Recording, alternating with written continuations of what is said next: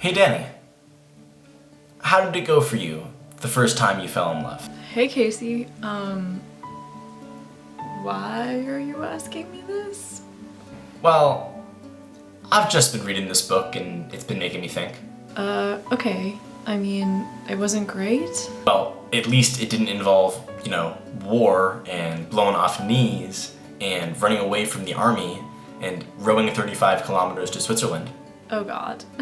What are these books you read? A Farewell to Arms, naturally.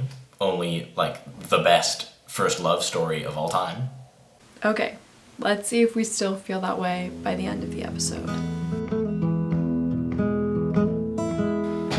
Welcome to another episode of Art is Books, where we love books, and especially love talking about books.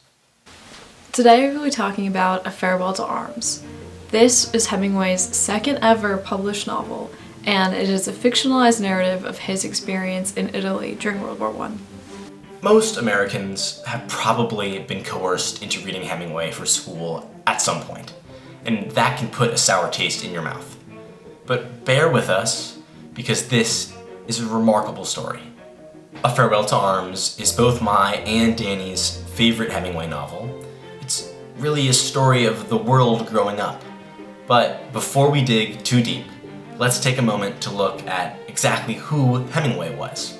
Hemingway began his career as a reporter for the Kansas City Star, which influenced his signature writing style.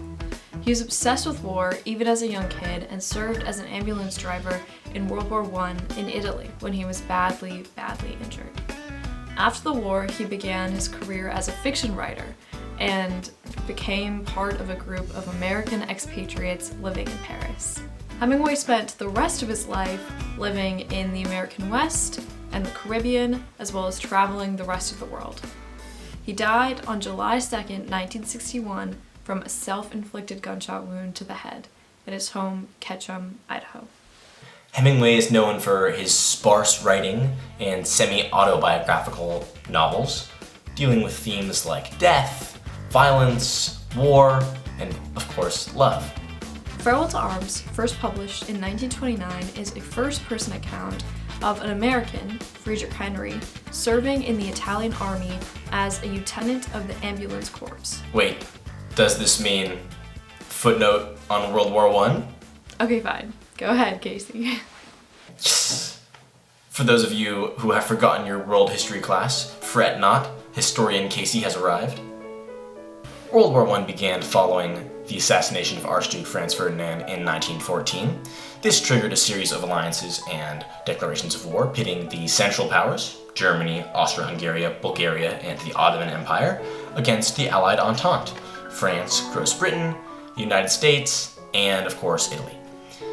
This war involved new forms of combat like trench warfare, gas warfare, and tank warfare, these leading to unprecedented casualties.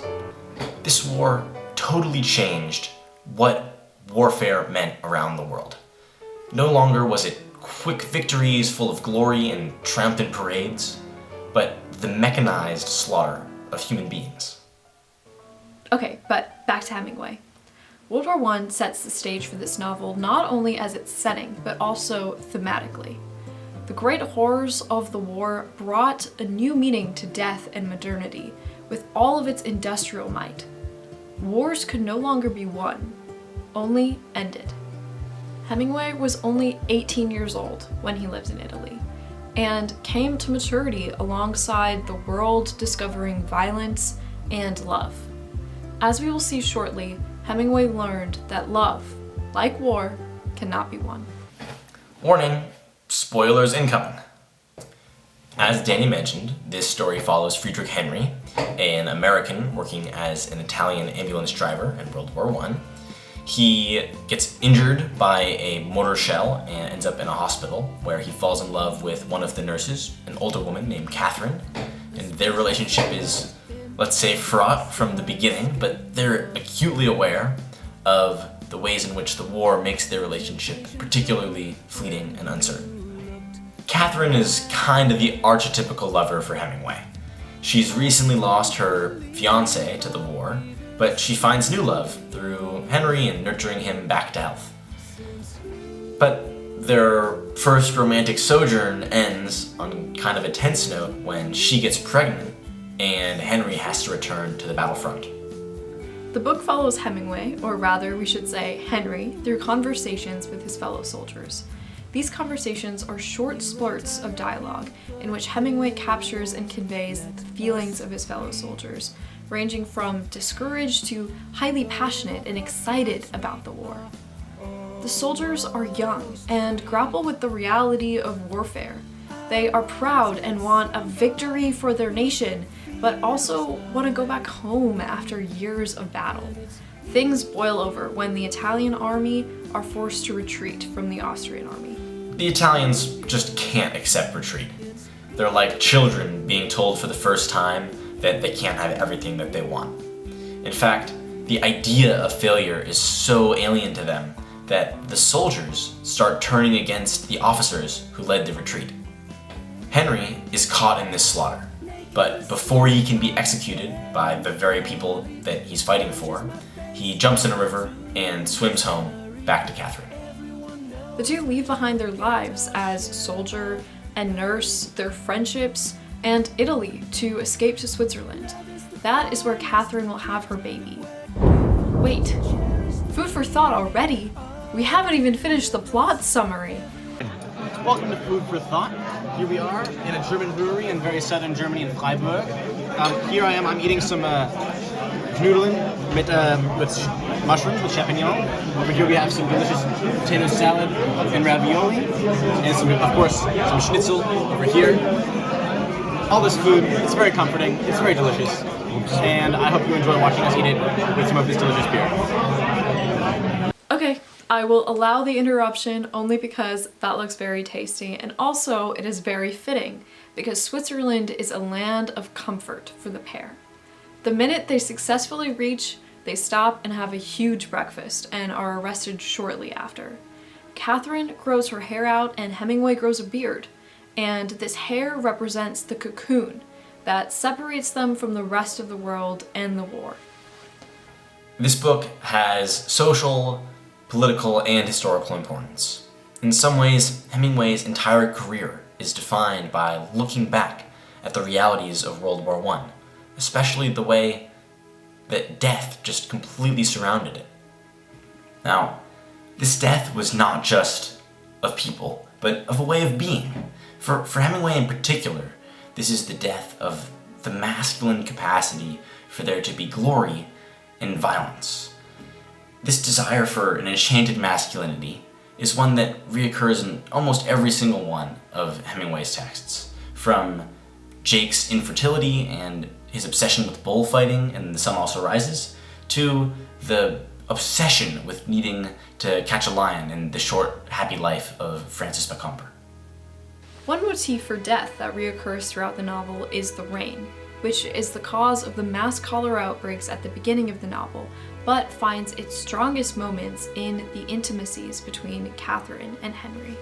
Catherine says to Henry, "And you'll always love me, won't you?"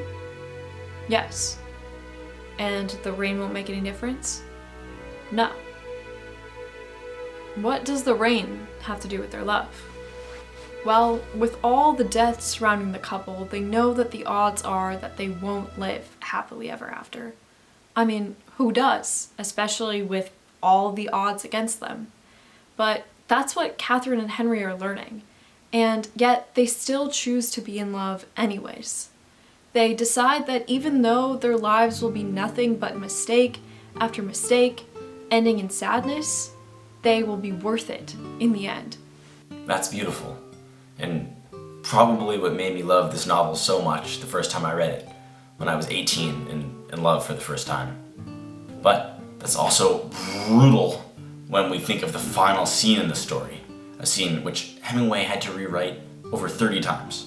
That's of course where Catherine, after having a cesarean and a stillbirth, dies of internal hemorrhaging while Henry watches. And we see the motif of rain in this scene again, as Henry walks home after losing his first child. This novel is both a farewell to arms in the sense of a farewell to love following heartbreak, but also a farewell to the promised but unrealized and unfulfilling glories of war. Wait, Danny, can we go back to how Hemingway writes the story? Like, why does he write so sparsely? And why does he fictionalize his own life? Wow, Casey, shockingly, you have asked a woman one good question. Hemingway, like all modernists, is searching for art with integrity, for truth. He wants to create something that is real, but can't do it the way that artists who came before him did. For example, in realist Victorian novels, think Dickens or the Bronte sisters or George Eliot, they approached finding the real through painstaking detail. But detail won't do. How is one to describe the 4 million people who just died on the Western Front in World War I? Numeric, detailed descriptions of events in the modern era are almost impossible. Oscar Wilde has a great essay called The Decay of Lying, where he argues that lying and fiction have a power to create truth. He says that life imitates art much more than art imitates life. So when Hemingway fictionalizes his own life, he's able to create the truth he experienced rather than trying to capture it. Exactly. And he does this by writing fiction, but through his sparse style. Instead of trying to capture every detail, he forces the reader to fill in the gaps, making room for truth. Now, there's so much else to talk about in this novel and Hemingway's life, but we've given you plenty to think about already, and for today, we are out of time. Someday soon, we may return to this great American author, but until then, be on the lookout for more episodes. Go check out our Spotify podcast, and thanks for watching. This has been Art is Books.